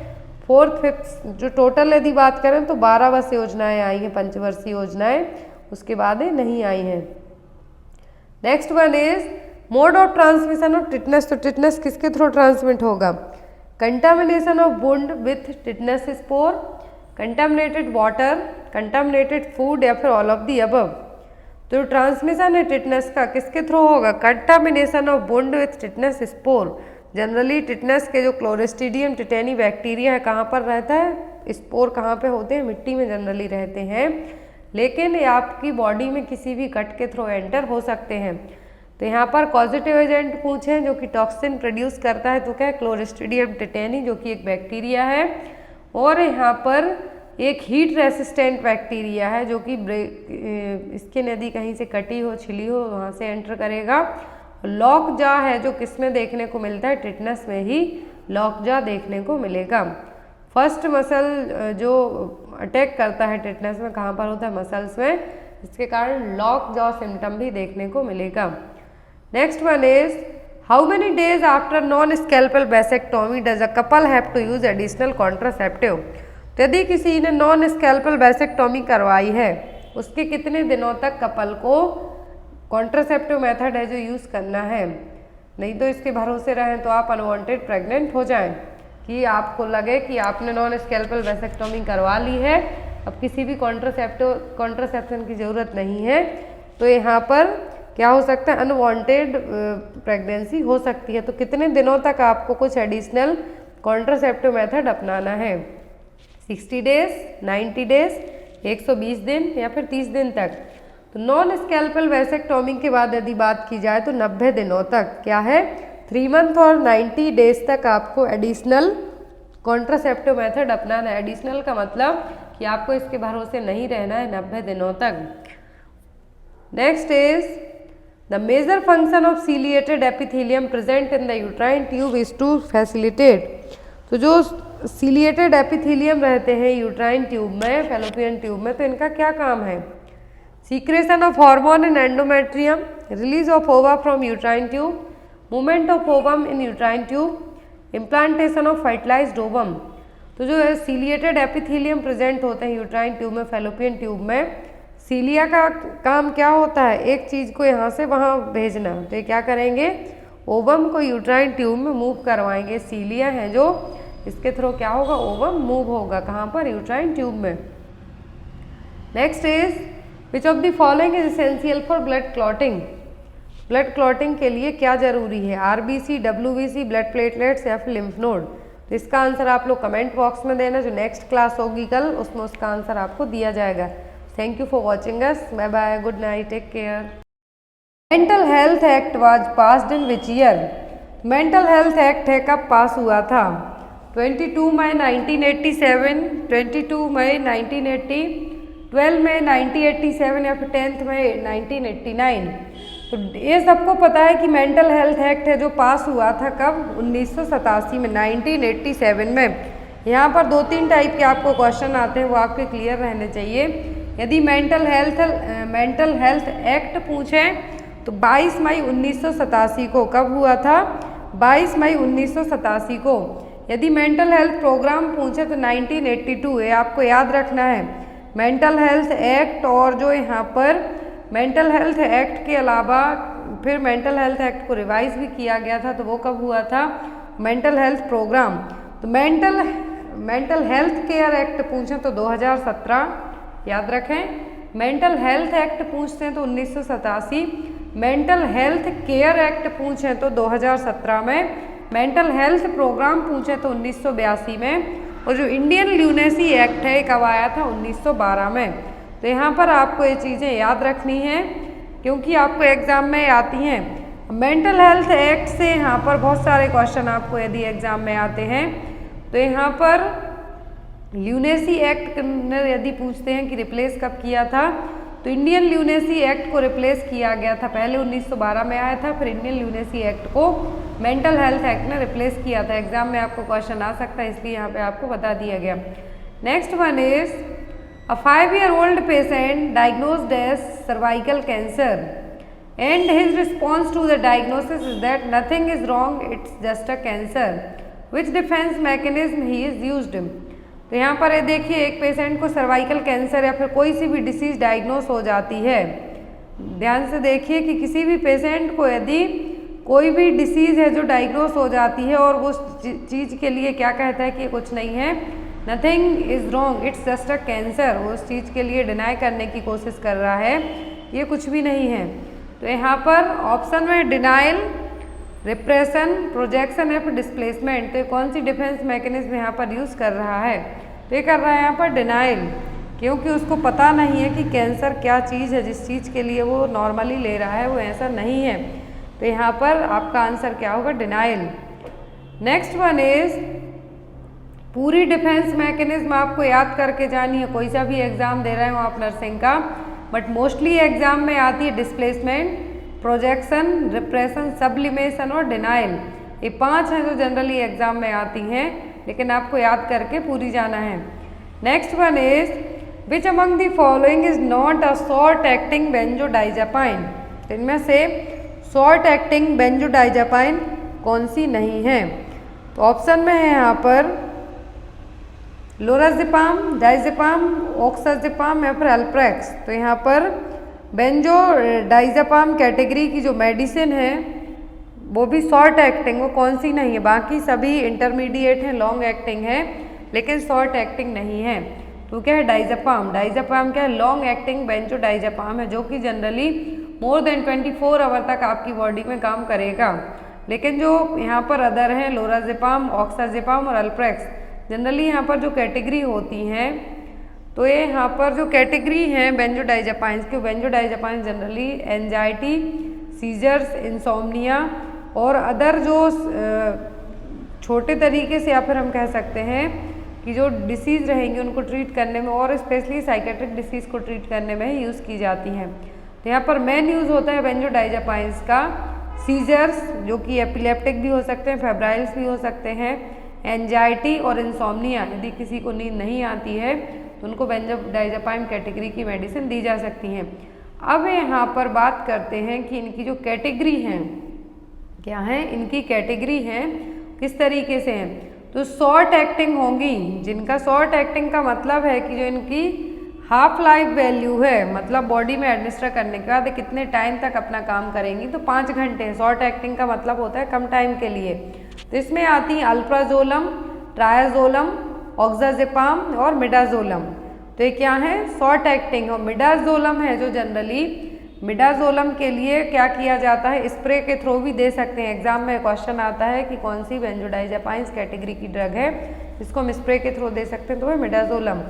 यहाँ पर फिर आती हैं लॉन्ग एक्टिंग, जो कि जनरली मोर देन 24 आवर तक क्या करेंगी, आपकी बॉडी में एक्ट करेंगी। तो इसमें डायजेपाम, फ्लोराजेपाम, क्लोरडाइजेपॉक्साइड और क्लोरजेप्टेट है जो इंक्लूड रहेंगी।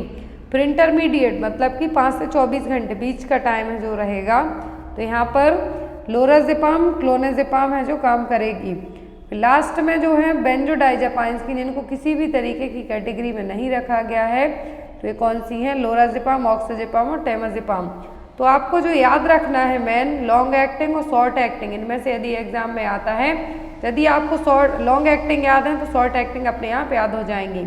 और यदि यूज पूछे बेंजोडाइजेपाइंस का या फिर ये पूछे एंजाइटी को ट्रीट करने के लिए कौन सी ड्रग यूज की जाती है, तो वो benzodiazepines. Next one is first line drug for treatment of mania are. तो मैनिया के लिए फर्स्ट लाइन ट्रीटमेंट ड्रग कौन सी होगी? ऑप्शन में है यहाँ पर lithium, valproate, both of the above या फिर नन ऑफ दी अबव। तो यहाँ पर जो एंटी मैनिक ड्रग हैं, जिनको हम क्या कह सकते हैं, साइकोट्रोपिक ड्रग्स भी कहते हैं, जो कि मैनिया को ट्रीट करने में यूज़ की जाती हैं।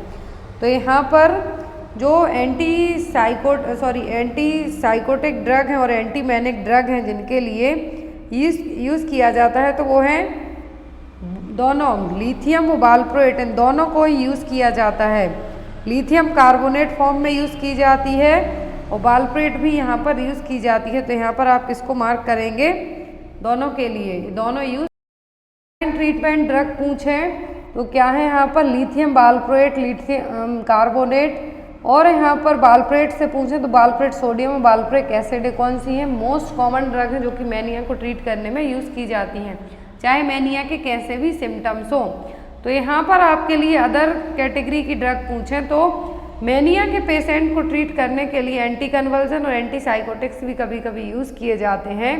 तो यहाँ पर आपको यदि बात की जाए तो एंटी कन्वर्जेंट एजेंट की तो जनरली कार्बामाजेपाइन है जो यहाँ पर यूज़ किया जाता है।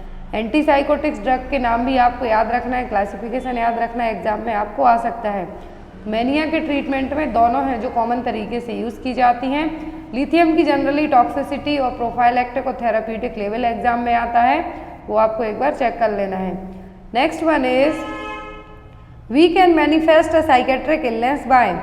तो हम साइकेट्रिक इलनेस को किस तरीके से है जो फाइंड आउट कर सकते हैं कि पर्सन को कोई साइकेट्रिक प्रॉब्लम है, मैनिया है, डिप्रेशन है, सिजोफ्रेनिया है, क्या है।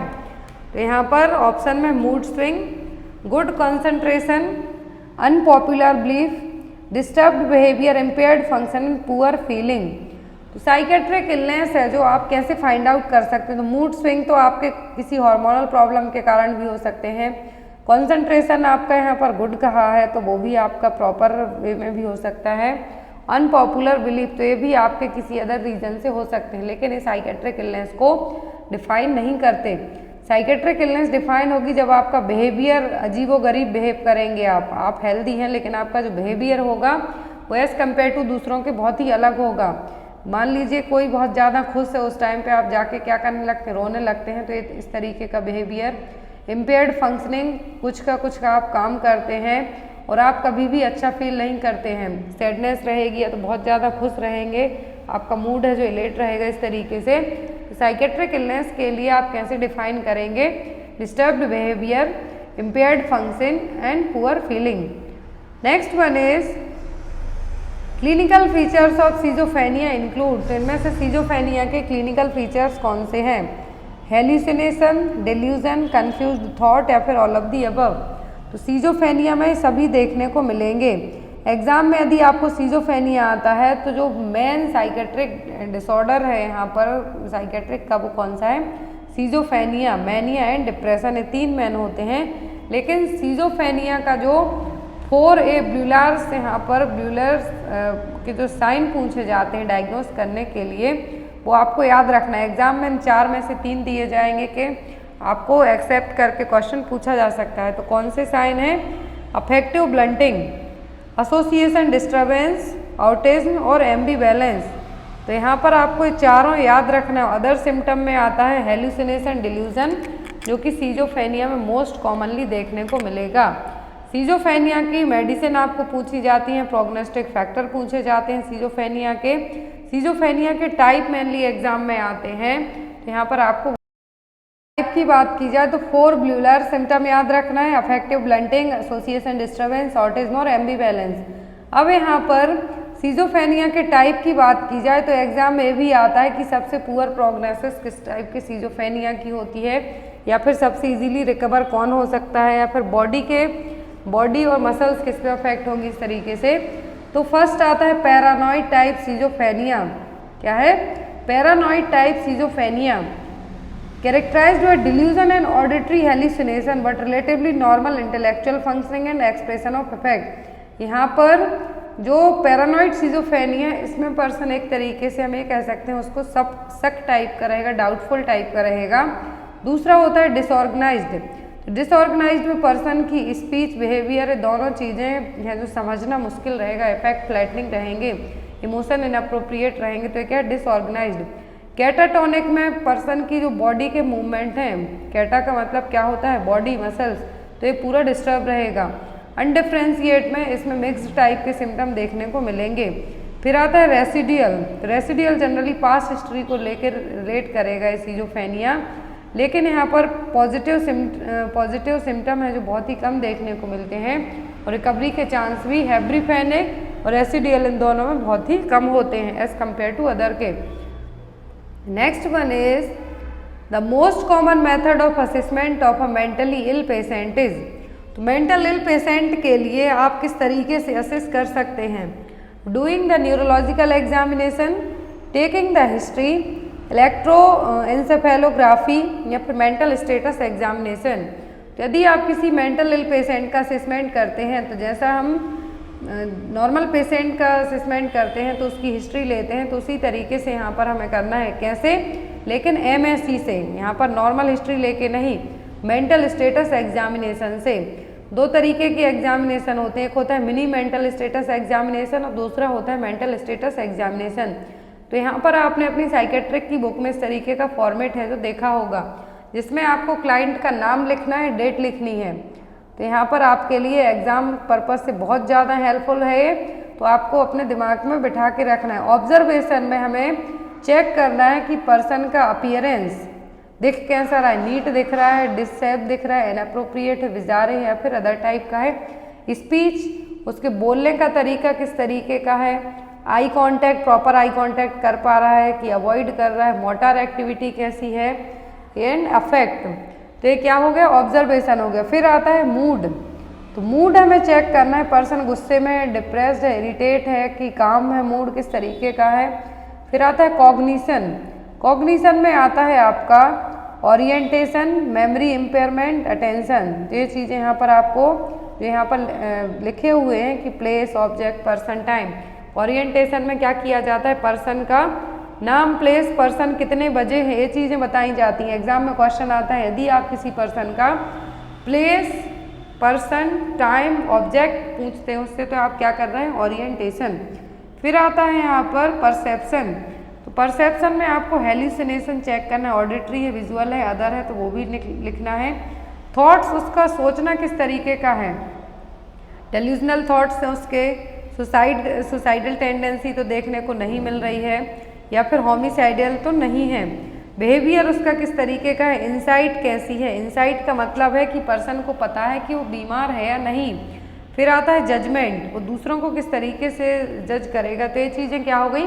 Mental status examination. यदि आप साइकेट्रिक किसी हॉस्पिटल के लिए एग्ज़ाम दे रहे हो या फिर जॉब करते हैं वहाँ पर, या फिर करने वाले हैं, तो आपको मिनी मेंटल स्टेटस एग्जामिनेशन और मेंटल स्टेटस एग्जामिनेशन दोनों क्लियर आपके होना चाहिए।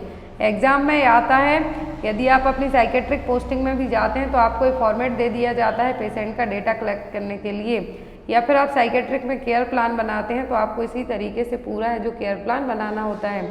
फिर दूसरा आता है मिनी मेंटल स्टेटस एग्जामिनेशन, उसको MMSE पूछते हैं। तो MMSE में जो चीज़ें आपसे पूछी जाती हैं, तो यहाँ पर टोटल स्कोर कितने होते हैं? 30।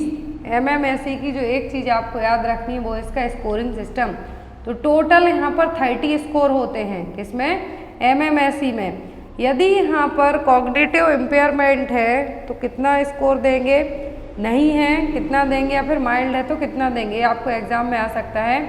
तो जो यहाँ पर यदि पर्सन का आप ओरिएंटेशन करते हैं, पर्सन सभी चीज़ें प्रॉपर बताता है तो 5 स्कोर दिए जाएगा। इसमें टोटल 5 चीज़ें चेक की जाती हैं, orientation, registration, attention and calculation, recall कि आपको क्या क्या चीज़ें आपने सीखी हैं, लैंग्वेज, फिर आता है कॉपी। तो यहाँ पर सभी मिला के जो स्कोरिंग दी जाती है कितनी होती है, टोटल 30। यहाँ पर आपको hospital number, date of birth और नाम है जो पेशेंट का लिखना होता है। तो ये भी यहाँ पर यदि मेनली जो MMSE का स्कोर आता है एग्जाम में, मैक्सिमम स्कोर कितना होता है, 30। Next one is type of personality in which person has outgoing, cheerful and full of energy is. किस टाइप की पर्सनालिटी है जिसमें पर्सन बहुत ज़्यादा खुश है, फुल ऑफ एनर्जी रहेगा। ऑप्शन में साइक्लोथाइमिक, मेलानकोलिक, हाइपोमैनिक या फिर पैरानॉइड। तो यहाँ पर जो ऐसी पर्सनालिटी बताना है कि पर्सन बहुत ज़्यादा खुश है, फुल ऑफ एनर्जी फील कर रहा है, तो ये किस टाइप की हो जाएगी, हाइपोमैनिक पर्सनालिटी। कौन सी हो जाएगी, हाइपोमैनिक पर्सनालिटी। एग्जाम में चारों टाइप की भी आ सकती हैं आपको। लास्ट टाइम MPPV के पेपर में पर्सनालिटी से एटलीस्ट 10 क्वेश्चन रख दिए गए थे। तो यहाँ पर यदि पर्सन क्या फुल ऑफ एनर्जी फील कर रहा है, चेयरफुल मूड में बहुत ज़्यादा खुश है, तो क्या हाइपोमैनिक। यहाँ पर बात आती है साइक्लोथाइमिक की, पैरानॉइड और साइक्लोथाइमिक की। तो यहाँ पर जो पैरानॉइड पर्सनालिटी को हम इस तरीके डाउटफुल पर्सनालिटी भी कह सकते हैं। पर्सन को हमेशा दूसरों पर डाउट रहेगा। पैरानॉइड का मतलब क्या होता है, डाउट, दूसरों पर सस्पेंशन बना रहेगा कि इसने मेरे खाने में कुछ मिला के मुझे दे दिया है। उसको यही लगेगा कि ये मुझे मारना चाहता है, हार्म पहुँचाना चाहता है। तो किस टाइप की हो गई, पैरानॉइड पर्सनालिटी। और जनरली सिजोफ्रेनिया के पेशेंट में मोस्ट कॉमनली देखने को मिलती है। फिर आता है यहाँ पर डिप्रेसिव पर्सनालिटी, जिसको मेलानकोलिक पर्सनालिटी भी कहते हैं, जिसमें पर्सन हमेशा डिप्रेसिव टाइप से रहेगा। कैसा रहेगा, पर्सन होपलेसनेस, हेल्पलेसनेस टाइप का फील करेगा। साइक्लोथाइमिक का मतलब होगा ऐसी पर्सनालिटी जिसमें पर्सन कुछ टाइम के लिए क्या रहेगा, उसके मूड बहुत ज़्यादा एलेट रहेंगे, बहुत ज़्यादा खुश रहेगा, लेकिन दूसरे ही टाइम में वो डिप्रेस्ड हो जाएगा, जो कि जनरली मैनिक डिप्रेसिव या फिर बाइपोलर डिसऑर्डर के पेशेंट में देखने को मिलती है। हाइपोमैनिक में पर्सन बिंदास रहेगा, जैसे मैनिया के पेशेंट होते हैं, उनको दुनियादारी से कोई लेना देना नहीं, इस टाइप से। तो यहाँ पर जो पर्सनालिटी के टाइप हैं आपको एग्जाम में आते हैं। मेलानकोलिक कहें तो आपको याद रखना है डिप्रेसिव टाइप की पर्सनालिटी, पर्सन हमेशा उदास रहेगा, मुंह बनाते हुए घूमता फिरता रहेगा। हाइपोमैनिक में पर्सन बहुत ही बढ़िया खुश रहेगा, एग्रेसिव रहेगा, फुल एनर्जी रहेगी, कॉन्फिडेंट रहेगा। साइक्लोथाइमिक में पर्सन कुछ टाइम के लिए मूड एलेट होंगे, दूसरे टाइम में वो क्या हो जाएगा, सैड हो जाएगा। और पैरानॉइड पर्सनालिटी में पर्सन क्या रहेगा, सस्पिशियस रहेगा, उसको हमेशा ही डाउट रहेगा, किसी न किसी पर उसको हमेशा डाउट बना रहेगा। नेक्स्ट है यहाँ पर द बेसिक डिफरेंस बिटवीन साइकोसिस एंड न्यूरोसिस। तो साइकोसिस और न्यूरोसिस के बीच का जो बेसिक डिफरेंस है वो क्या है, हम कैसे फाइंड आउट करेंगे कि पर्सन को कोई साइकेट्रिक प्रॉब्लम है या फिर कुछ न्यूरोसिस प्रॉब्लम है। ऑप्शन में है इनसाइट, क्लिनिकल मैनिफेस्टेशन, ड्यूरेशन या फिर सीवियरिटी। ड्यूरेशन का मतलब कितने लंबे टाइम तक डिसीज रहती है, सीवियरिटी का मतलब है कि पर्सन में कितने तरीके के सिम्टम्स हैं जो दिख रहे हैं या फिर कितना सीवियर है। और फिर आता है इनसाइट। तो जो डिफरेंस रहेगा साइकोटिक और न्यूरोटिक के बीच का वो होगा इनसाइट। इनसाइट का मतलब है पर्सन को ये पता नहीं होगा कि वो बीमार है। न्यूरोसिस वाले को न्यूरोसिस वाले को पता रहेगा कि मैं बीमार हूँ, लेकिन साइकोसिस वाले में इनसाइट एब्सेंट रहेगी, उसको नहीं होगा पता कि वो बीमार है। तो यहाँ पर जो डिफरेंस है, एक देखिए छोटा सा चार्ट के थ्रू एक्सप्लेन करने की कोशिश की गई है। तो साइकोटिक में क्या होगा, जेनेटिक फैक्टर्स मोस्ट इम्पॉर्टेंट होते हैं। साइकेट्रिक इलनेस ऐसे ही नहीं सबको हो जाती है, इसमें जेनेटिक फैक्टर, यदि जो सीजोफ्रेनिया है जेनेटिक इसमें मोस्ट कॉमन रोल प्ले करता है। न्यूरोसिस में जरूरी नहीं कि आपकी फैमिली के लिए कुछ न्यूरोटिक प्रॉब्लम्स हैं तो आपको भी होंगी, ये नहीं है ऐसा।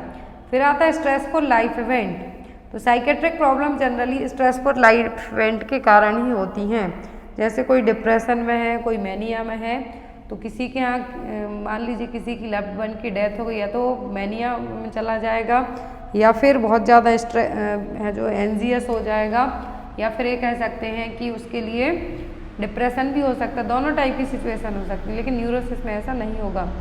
बिहेवियर, साइकोटिक पेशेंट का बिहेवियर है जो बहुत ज़्यादा अफेक्टेड होगा एज़ कम्पेयर टू न्यूरोसिस के। न्यूरोसिस वालों का बिहेवियर चेंज नहीं होगा। थिंकिंग और परसेप्शन, सोचने की और दूसरों को समझने की जो क्षमता है साइकेट्रिक पेशेंट में पूरे तरीके से डिस्टर्ब होगी, लेकिन न्यूरोसिस में नहीं होगी। जजमेंट इम्पेयर्ड रहेगा साइकोसिस में, न्यूरोसिस में इंटैक्ट रहेगा, कोई चेंजेस नहीं होंगे। इंसाइट लॉस्ट हो जाएगी। इंसाइट का मतलब वही पर्सन को नहीं पता कि उसको कोई बीमारी है, तो क्या रहेगी, लॉस्ट रहेगी साइकोसिस में, लेकिन न्यूरोसिस में प्रेजेंट रहेगी। ड्रग्स जो यूज़ की जाती है साइकोसिस को ट्रीट करने के लिए वो क्या कहलाती हैं, मेजर ट्रैंक्विलाइजर्स और एंटी साइकोटिक्स ड्रग्स। न्यूरोसिस के लिए ट्रीट करने में जो मेडिसिन यूज़ होती है वो क्या कहलाती है, minor tranquillisers. ECT commonly use की जाती है साइकोसिस को ट्रीट करने के लिए, जैसे सीजोफ्रेनिया हो गया, इसको ट्रीट करने के लिए मैनिया हो गया, इनको ट्रीट करने के लिए ECT यूज़ की जाती है, इलेक्ट्रोकन्वल्सिव थेरेपी। और ECT कब दी जाती है, जब पर्सन मेडिसिन से ठीक ना हो रहा हो। ऐसा नहीं कि पर्सन को पता चला कि आज सीजोफ्रेनिया, दूसरे दिन जाके ECT लगा दी, ECT कर दी उसकी, ऐसा नहीं। जब ड्रग्स काम ना करें तब ECT दी जाती है और ये बहुत ज़्यादा हेल्पफुल भी रहती है। प्रोग्नोसिस मतलब ठीक होने की जो पर्सन की रिकवरी के चांसेस होते हैं साइकोसिस में बहुत ही स्लो होते हैं, लेकिन न्यूरोसिस में रिकवरी चांस बहुत फास्ट होते हैं, बहुत ही अच्छे से प्रोग्नोसिस होगी। नेक्स्ट है यहाँ पर, आई होप आपको क्लियर हो गए हैं उनके doubt. Next one is the ability to understand one's own behaviour and emotion is called. तो मैंने अभी पढ़ाया है आपको कि पर्सन की ऐसी एबिलिटी जिसमें पर्सन अपने आप को, अपने बिहेवियर, अपने इमोशंस को समझे, वो क्या कहलाएगा, जजमेंट, इंसाइट, इंटेलिजेंस या फिर पर्सनालिटी। तो ऐसी क्षमता जिसमें पर्सन, ऐसी एबिलिटी जिसमें पर्सन अपने ऑन बिहेवियर, इमोशंस को समझे, क्या कहलाएगा, insight. Next one is the mood affect psychotherapy for a 10-year-old child diagnosed with attention deficit hyper activity is. तो एक मूड इफेक्ट है यहाँ पर पर्सन का, ADHD है, बच्चे को 10 साल एज है, बहुत ज़्यादा हाइपर एक्टिव है। तो यहाँ पर कौन सी थेरेपी से हम उसको ठीक कर सकते हैं, प्ले थेरेपी से, मिलियोथेरेपी से, बिहेवियर थेरेपी से या फिर फैमिली थेरेपी से।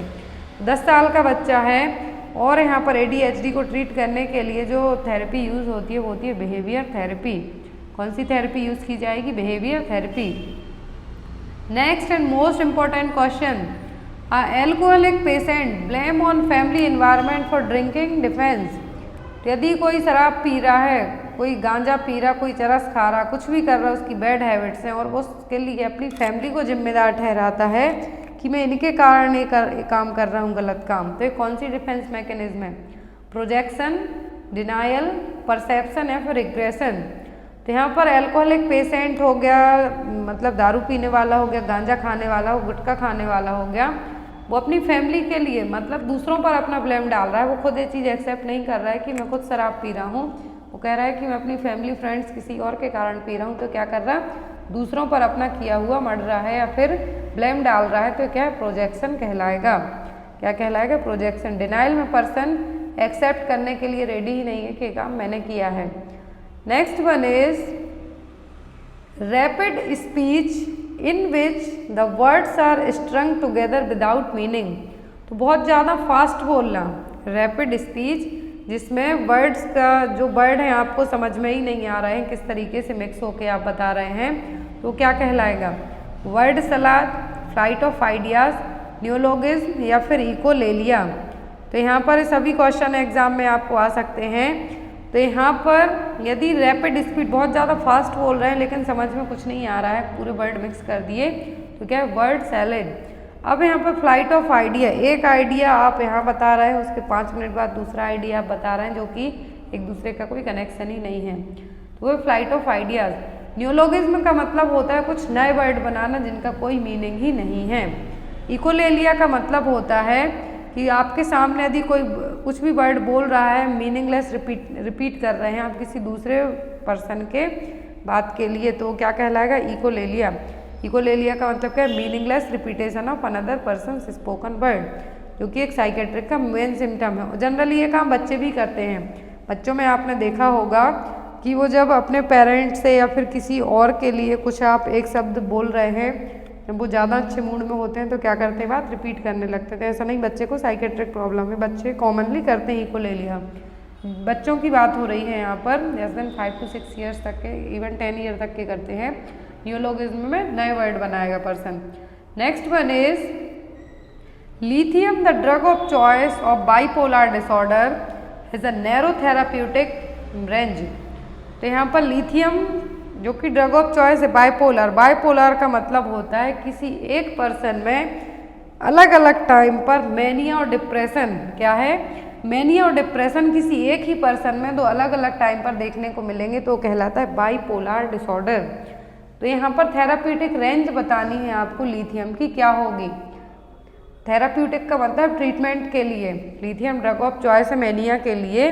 तो यहाँ पर किसी बाइपोलर का पेशेंट है, बाइपोलर डिसऑर्डर है, तो कितना थेराप्यूटिक रेंज होगी, 2.0 MEQ पर लीटर टू 2.5 MEQ पर लीटर, 1.1 MEQ पर लीटर टू 3.0 MEQ पर लीटर, 0.7 MEQ पर लीटर टू 1.3 MEQ पर लीटर, या फिर 1.0 MEQ पर लीटर टू 5 MEQ पर लीटर। तो यहाँ पर less than 2, generally less than 2 है जो क्या माना जाता है लिथियम के लिए ट्रीटमेंट में यूज़ किया जाता है। लेकिन थेराप्यूटिक रेंज की बात करें तो 0.7 MEQ पर लीटर से 1.3 MEQ पर लीटर ही यहाँ पर ये ट्रीटमेंट के लिए यूज़ की जाती है, रेंज है। लेकिन इससे ज़्यादा यदि होती है तो क्या करती है, lithium toxicity. Next one is an extra pyramidal symptom that is potentially irreversible side effect of chlorpromazine and other antipsychotic drug. Question ध्यान से देखिए, यहाँ पर क्वेश्चन है कि जो एंटीसाइकोटिक ड्रग्स के कारण जो एक्स्ट्रा पिरामिडल सिम्टम हो रहे हैं, EPS सिम्टम्स हो रहे हैं जो कि इरिवर्सिबल हैं और एक साइड इफेक्ट है, तो कौन सी एंटीसाइकोटिक्स या फिर क्लोरप्रोमाजीन के सिम्टम है, pseudo parkinsonism, torticollis, tardive dyskinesia या फिर ऑक्यूलोग्लाइरिक क्राइसिस। तो यहाँ पर जो स्यूडो पार्किंसनिज्म का मतलब है कि रियल में पार्किंसन नहीं हुआ है, यहाँ पर जो सिम्टम है इरिवर्सिबल है, और जो कि साइड इफेक्ट है किसका, एंटीसाइकोटिक और क्लोरप्रोमाजीन का, तो उसके लिए यहाँ पर क्या कहा जाएगा, तो वो कहलाएगा टार्डिव डिस्काइनेसिया। क्या है, टार्डिव डिस्काइनेसिया। EPS सिम्टम्स होते हैं एंटीसाइकोटिक्स के जो साइड इफेक्ट हैं, क्या हैं, साइड इफेक्ट हैं। यहाँ पर जनरली एग्जाम में आपको आता है क्वेश्चन, तो यहाँ पर आपको याद रखना है। और टॉर्टिकोलिस का मतलब होता है ऐसी condition which the head becomes persistently turn to one side, आपके गले में दर्द हो जाए लेकिन आप अपनी गर्दन उसी तरफ घुमा के रखेंगे, तो ये क्या है, टॉर्टिकोलिस। लेकिन यहाँ पर इरिवर्सिबल साइड इफेक्ट कहा है क्योंकि एंटीसाइकोटिक के कारण हो रहा है, तो क्या है, टार्डिव डिस्काइनेसिया। और जब होता है जब लॉन्ग टर्म तक एंटीसाइकोटिक ड्रग्स दी जा रही हो पेशेंट को। Next one is a disorder in which the patient maintain a fixed posture without any movement. तो ऐसा डिसऑर्डर जिसमें पर्सन किसी एक पोस्चर में बैठ जाए बिना किसी मूवमेंट के, बिना किसी हिले डुले, तो उसके लिए हम क्या कहेंगे, मैनरिज्म, कैटाप्लेक्सी, नेगेटिविज्म या फिर प्रिजर्वेशन। तो यहाँ पर जो चीज़ कहलाएगी कि कोई पर्सन किसी एक पोजीशन में थी, मान लीजिए कोई पर्सन पालथी लगा के या फिर हम ये कह सकते एक जगह कॉर्नर में बैठ जाए और वो वहाँ से हिले डोले नहीं, कितना मार लो आप, कुछ कर लो, तो वो कहलाता है कैटाप्लेक्सी। क्या कहलाता है, कैटाप्लेक्सी। मैनरिज्म का मतलब होता है वे ऑफ स्पीकिंग, कि आप उसको कितना ही रोक लो, कुछ भी कर लो, लेकिन वो जिस तरीके से बोलेगा वो बोलता ही जाएगा। तो ये सभी क्या है, साइकेट्रिक प्रॉब्लम है। फिर आता है यहाँ पर diploma in psychiatric nursing was started. तो डिप्लोमा इन साइकेट्रिक नर्सिंग कब स्टार्ट हुआ था, 1983 में, 1987 में, 1993 में या फिर 1992 में। तो जो डिप्लोमा ऑफ साइकेट्री है, क्या है, डिप्लोमा इन साइकेट्रिक नर्सिंग है, यहाँ पर ये कब हुआ था सबसे पहले स्टार्ट, 1983 में। कहाँ पर हुआ था, 1983 में। नेक्स्ट है यहाँ पर रेस्पेरिडोनिज्म। तो रेस्पेरिडोन क्या है, atypical antidepressant, atypical antipsychotic, benzodiazepines या फिर मूड स्टेबलाइजर। तो यहाँ पर जो रेस्पेरिडोन है, क्या है, रेस्पेरिडोन है जो मेडिसिन है, क्या है, ये एक एंटीसाइकोटिक्स, क्या है, अटिपिकल एंटीसाइकोटिक मेडिसिन है, क्या है, अटिपिकल एंटीसाइकोटिक मेडिसिन है और जनरली स्किज़ोफ्रेनिया को ट्रीट करने के लिए यूज़ की जाती है। Next one is circumstantiality is a disorder of. तो सर्कमस्टेंशियलिटी है जो एक इसका डिसऑर्डर है। तो सर्कमस्टेंशियलिटी में ऑप्शन है थॉट, मेमोरी, परसेप्शन या फिर मैनिया। तो सर्कमस्टेंशियलिटी किसका डिसऑर्डर है, तो ये है थॉट का डिसऑर्डर, क्या है, थॉट का डिसऑर्डर, जिसमें पर्सन के जो थॉट्स हैं वो क्या रहेंगे, दूसरों से डिफर रहेंगे। Next one is the psychotic persons invent new words that are meaningless to others but have symbolic meaning to the psychotic person is called as. तो साइकोटिक पर्सन है कोई, कुछ नए वर्ड्स बना रहा है लेकिन दूसरों के लिए वो मीनिंगलेस है, लेकिन किसी और को जब साइकोटिक प्रॉब्लम है तो उसको उस वर्ड समझ में आ रहे हैं, तो क्या है, एसोसिएटिव लूजनेस, क्लैंग एसोसिएशन, नियोलॉगिज्म या फिर वर्ड सैलड। तो यहाँ पर एक क्या है कि पर्सन क्या कर रहा है कि उसने ऐसे वर्ड बनाए हैं, साइकेट्रिक पर्सन ने नए वर्ड की खोज की, इन्वेंशन किया है, लेकिन ये किसी दूसरे को समझ में नहीं आ रहे हैं, लेकिन ये समझ में किसको आएंगे, जिसके लिए साइकेट्रिक प्रॉब्लम है उसके लिए समझ में आएंगे। तो क्या कहलाएगा, न्यूलॉगिज्म, न्यू वर्ड बनाना।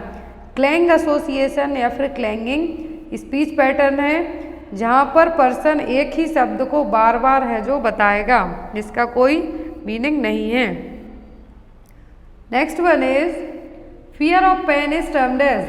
तो क्या है, बहुत ज़्यादा फिजिकल पेन से या फिर किसी भी तरीके के दर्द से डर लगना क्या कहलाएगा, एल्गोफोबिया, जूफोबिया, अगोराफोबिया या फिर जीनोफोबिया। तो यहाँ पर क्या कहलाएगा, तो फियर ऑफ पेन, दर्द से डर लगना, क्या कहलाएगा, तो यहाँ पर फियर ऑफ पेन है जो क्या कहलाएगा, ये कहलाएगा एल्गोफोबिया, क्या कहलाएगा, एल्गोफोबिया। अगोराफोबिया यदि एग्जाम में आता है तो fear of place and situation that my cause panic और हेल्पलेसनेस, ऐसी जगह जहाँ आप जाएं अपने आप को हेल्पलेसनेस फील करें लेकिन वहाँ पर लोग बहुत सारे होंगे, वो क्या कहलाएगा, अगोराफोबिया। जूफोबिया का मतलब होता है एनिमल से डर लगना। क्लस्ट्रोफोबिया एग्जाम में आता है तो आपको याद रखना है, जो बेसिक फोबियाज हैं वो साइकेट्रिक में हमने पढ़े हैं तो आपको एग्जाम में आ सकते हैं। क्लस्ट्रो आता है मेनली, अगोराफोबिया आता है कि ये किसी स्पेसिफिक जगह में जाने से डर लगना, और यहाँ पर जो फियर ऑफ पेन है कोई भी फिजिकल पेन हो सकता है, क्या कहलाएगा, algophobia. Next is first discovered tricyclic anti depressant is. तो कौन सी है जो पहली एंटीसाइकेट्रिक ट्राईसाइक्लिक एंटी डिप्रेसेंट इसकी खोज की गई थी, क्लोमिप्रामाइन, इमिप्रामाइन, वेनलाफैक्सिन या फिर सर्ट्रेलिन। तो सभी एंटी डिप्रेसेंट डिप्रेशन को ट्रीट करने के लिए यूज़ की जाती है, लेकिन पहली खोजी हुई जो मेडिसिन है वो क्या है, imipramine. Next and most important question exam में आता है, juvenile justice act is introduced in the year. तो जुवेनाइल जस्टिस एक्ट है कब है जो लाया गया था, 1984, 1986, 1987 या फिर 1988। तो यहाँ पर जुवेनाइल जस्टिस एक्ट है जनरली ऐसे लोग जो एडल्ट नहीं हैं, ऐसे जो 19 ईयर एज ग्रुप से कम है उनके लिए लाया गया था जुवेनाइल जस्टिस एक्ट। तो 1986 में लाया गया था, जिसमें the act to provide for the care protection treatment development and rehabilitation of neglected और delinquent juveniles and for the adjudication of certain matters relating to. तो ऐसे जुवेनाइल्स और ऐसे बच्चे जो एडोलेसेंट्स हैं जो एडल्ट नहीं हुए हैं, 19 ईयर से कम के हैं, उनके लिए एक्ट लाया गया था 1986 में, 1 दिसंबर 1986 में। Next one is delirium trimmers usually starts how many days after the last drink of alcohol. Delirium trimmers क्या हैं, विड्रॉवल सिम्टम है एल्कोहल के। अब यहाँ पर आपको बताना है यदि किसी पर्सन के लिए एल्कोहलिज्म का है, शराब पीता है और हम कितने दिन तक यदि उसको शराब पीने नहीं दें तो उसकी बॉडी है जो विड्रॉवल सिम्टम डिलीरियम ट्रिमर्स है जो शो करेगी 2 to 5 days, 1 to 2 days, 6 to 8 days या फिर 8 to 10 days। तो यहाँ पर जनरली आफ्टर 48 आवर, यदि आवर में पूछें तो आफ्टर 48 आवर के बाद है जो पर्सन की बॉडी डेलीरियम ट्रिमर्स और विड्रॉल सिम्टम्स दिखाने लगती है। यदि पर्सन को दारू नहीं दी, शराब नहीं दी, तो उसकी बॉडी डेलीरियम ट्रिमर्स क्या है, जो कि एक विड्रॉल सिम्टम है एल्कोहलिज्म के, 2 to 5 डेज में शो करने लगेगी।